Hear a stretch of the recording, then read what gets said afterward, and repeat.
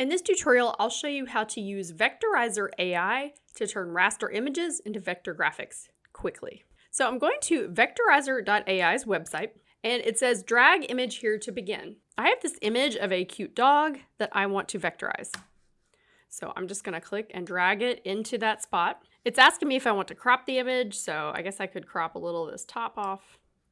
Say okay. So after a little bit of thinking, this is the result. I'm just gonna zoom in here so I can see this a little closer. You can see all the colors have been outlined, so this means it is now a vector graphic. So this result looks okay. It's a little more complicated than I want it to be. It looks almost still like a photograph.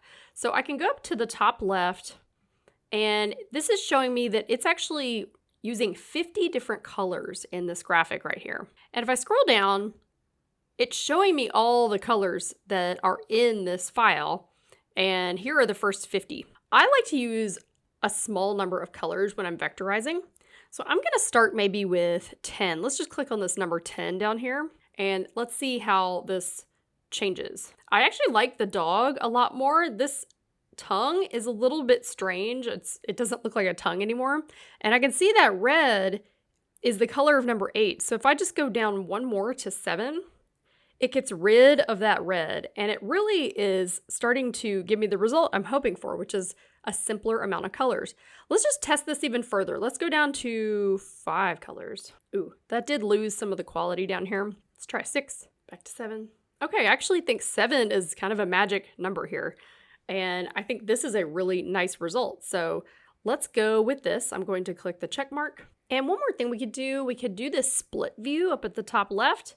And this shows us kind of a before and after view of our original photograph and our final Vectorizer AI result. So let's now go to download. And if you are exporting a vector graphic, you want it to be in a vector format when you export.